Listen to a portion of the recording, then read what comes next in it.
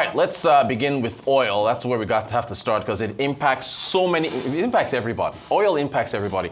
63.86 for Brent crude. West Texas was actually below 60. It was at 59.58 at $60.31. There's Nigeria's benchmark, $75. Natural gas, $3.75. Let us bring in Arnold Dublin-Green, Chief Investment Officer at Cordros Asset Management.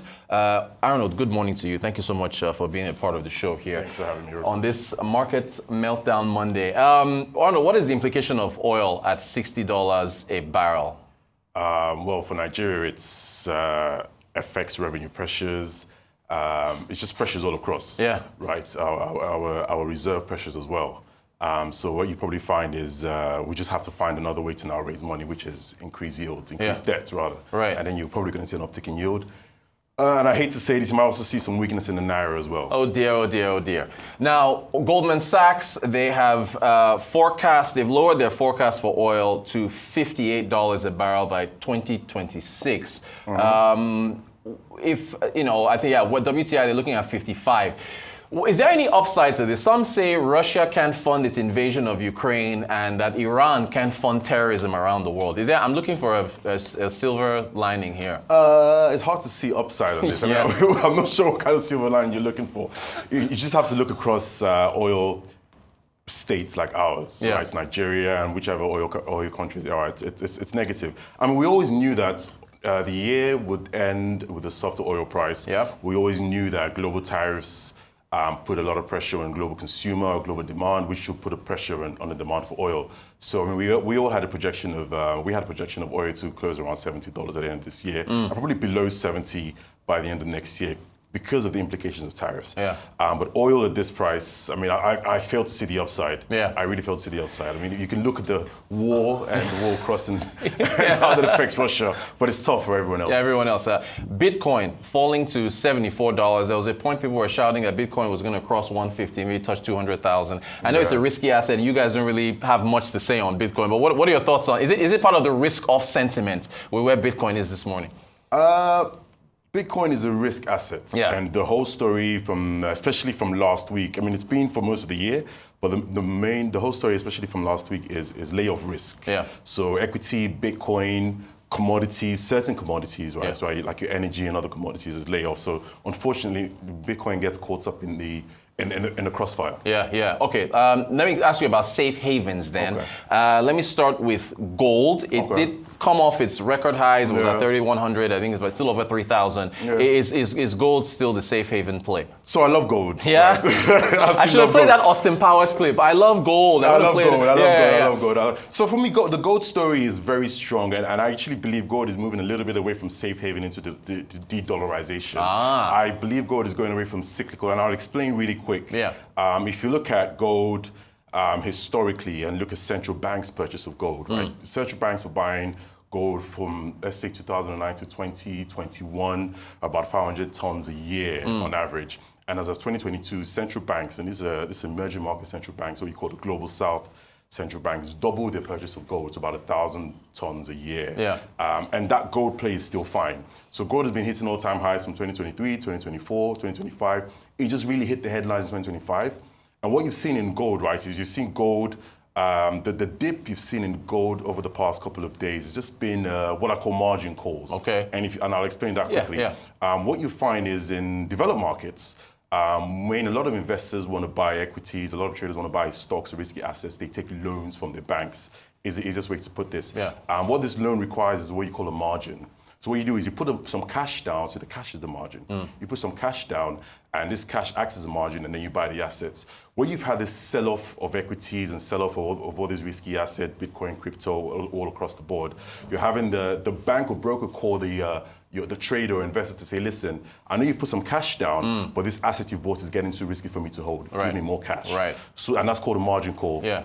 So what you then do is you look for the asset that you made the most money on, which is gold. Right. So a lot of people made a lot of money from gold. Take some profit from gold, and then you fulfill the margin. And that's what you see in the dip in gold. But gold is still good. By the way, for our viewers, Margin Call, Kevin Spacey, 2011. Great movie. Everybody should watch that film. Still on safe havens. I want to read you a couple quotes from a couple market participants like yourself, making the case that the yen and the Swiss franc are also possible plays here. This is Ibrahim Rabiari. He's the head of rate strategy at Absolute Strategy Research. I think it was former Citibank as well. Says the Japanese yen will be a good and probably the best candidate to hide from trade tensions and the U.S. recession for a whole host of familiar reasons.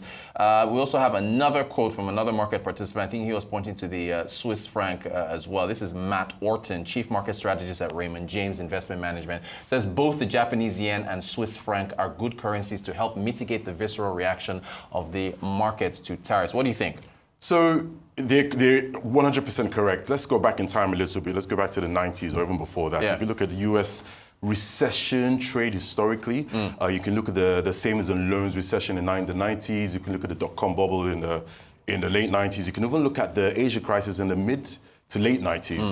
And then you can go on to COVID, you can go on to the global financial crisis in 2007, 2009. Yeah. 4 assets, or should I say 2 assets across different countries go up. It's gold, the US Treasuries, Japanese yen, German bonds, as well as Swiss francs, so I guess 5. And you've seen that play here again. It's just easy. It's no one is unsure. Everyone's worried. Recession fears. Buy gold, buy US Treasuries, buy Japanese bonds, buy German bonds. Now, there's always, I mean, you already know this, but this is just for our viewers. If we can run through some of these. Asia markets, it's blood red this morning. I think a number of them even hit circuit breakers this morning. So yeah, there we go. I mean, the TAIEX 9%. Look at the Hang Seng 11. I think it's lowest level since 2008. You just mentioned the financial crisis. Let's look at the circuit breakers. I think it was Singapore, it was Taiwan, it was China, it was Japan, and I think even the US Russell futures. Yep. Circuit breakers across the board. Europe also blood red this morning. More than 6% drop in the stocks 600, along with the FTSE, the DAX, and so on. All of them dropping. And I think even if we look at U.S. markets on Friday and even the futures for this morning, also pointing downwards. Now, I run through all these assets. Yeah, there's Europe as well. Europe down as well. Because Donald Trump was asked, I think it was on Air Force One, about how much pain the market can take. And he said that this is, I just want you to listen to this and get a reaction. Okay. He said it's bitter medicine that needs to be taken, apparently. Okay. Is there pain in the market at some point you're unwilling to tolerate this idea of a Trump put? Is there a threshold? I think your question is so stupid. I mean, I think it's I don't want anything to go down. But sometimes you have to take medicine to fix something.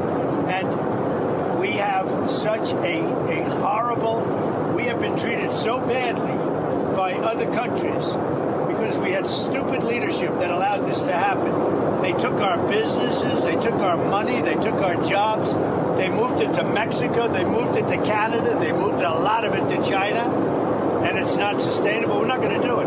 Now we have hundreds of billions of dollars is pouring into our country. On a monthly basis, it's pouring, it's already started because they put tariffs on.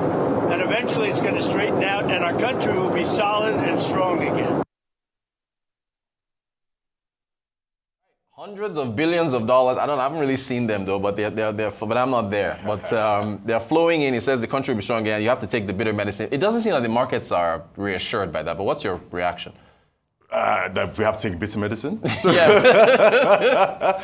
I mean, I don't know. It just seems it's Trump, right? So you just don't know what he's trying to do. I think we've spent the past few months. So I've personally spent the past few months trying to understand where he's coming from and what he's trying to achieve. It feels like a double-edged sword here and there. It's all over the place. All I can say right now, I know that he has this strongman politics going on, and he will do what he wants to do.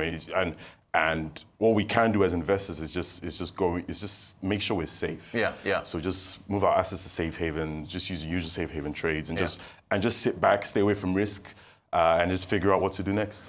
Now, speaking of investors, since you mentioned what the investors need to do, one, and this is making the headlines, Bill Ackman, who is the billionaire hedge fund manager, he raised money for Trump during the election cycle. He was a big proponent of Trump getting into office, big critic of Biden.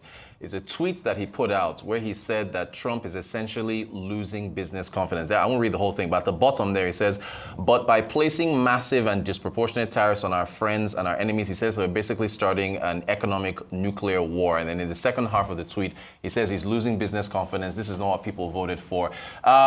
You think Trump is going to face more pressure like this from these Wall Street types? Yeah, definitely. I know Stan Druckenmiller came out this morning. Also, right? Asking for max of 10% tariffs and everything. Definitely more pressure. The problem with these guys and with the billionaire friends and the market participants is everyone expected Trump to come with a pro-market policy, pro-market face. He did that in 2007. We all expected the same this year. Everyone said buy US tech, buy US equities. Trump is good for the markets. Trump's going to push treasury yields down. Everything goes into equities. Trump. And Trump has shocked everyone. It's shocked the whole market. So naturally, you see these guys will kick. Will he blink? Is he losing confidence? Yes, he is. Will he blink? I don't know. That's the question. Yeah, right? like I said, Trump's one thing we can say about Trump is he has a strongman politician. He seems to have a play in his mind where he wants a hard resets, I guess. And it's the hard reset he's going for. But there'll be more pressure, definitely more pressure. Well, okay, someone was saying if the S&P and the markets fall by the margin they fell last week, we're now hitting Great Depression levels of 1930. Is it possible he doesn't even blink then if things get really worse this week? I mean, you're not in his mind, I'm sorry. It's getting bad. It's getting bad. I mean, we've crossed 5,000 now. We're crossing 5,000, which is scary. Which is, because we're 5,006 top of the year, and now it's 5,000, that's over 600 points. It's something everyone should be worried about, but the market is showing that they're worried. Okay, finally for you, recession risk. Goldman and JP Morgan have both raised their recession odds for the United States. I think Goldman is at, 45%? Yeah, prior was 35%. JP Morgan is even more bearish. They're at 60% of a chance of a U.S. recession over the next 12 months. Prior figure was 40. Where are you on the U.S. recession odds? Yeah, so 40-50. So we started the year with me and the team thinking stagflation was in play anyway. We're worried about it, but it was quite low. But with everything coming the way it is, a 40-50% recession risk is possible. Recession odd, rather, is possible. The Fed might come in at some point. I think the Fed will most likely have to reduce rates quicker than they expected to just get liquidity going and make sure credit spreads aren't too tight. And I think if they do that, then perhaps we might get some relief and the odds come down a little bit. But we know a few things though. That we know that Trump wants a weaker dollar, which is getting He also wants lower oil, and he wants lower oil, and he wants lower yields, lower rates. So he's asking power to. So he's putting pressure on power. So sometimes you think there's a smart play here. Everything he wants is actually coming to play. So let's see. But at the expense of investors in the equities market. Yes, exactly. What a time to be alive. Arnold Dublin-Green, Chief Investment Officer at Cordros Asset Management. Always a pleasure having you. Thank you so much for joining us.